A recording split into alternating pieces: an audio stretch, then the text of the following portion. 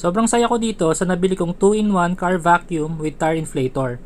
Inside the box is long mouth suction nozzle, manual, brush nozzle, air pump attachments for balloons and ball pin, extended hose for brush heads, inflator hose, and yung mismong vacuum.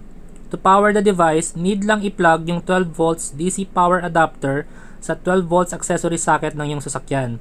Meron din itong flashlight just in case need nyong gamitin yung tire inflator at night. Sobrang lakas ng suction power nito at malaki din yung dustbin container. Gamit yung long mouth nozzle, napakadaling vacuumin yung mga masisikip na lugar ng iyong sasakyan.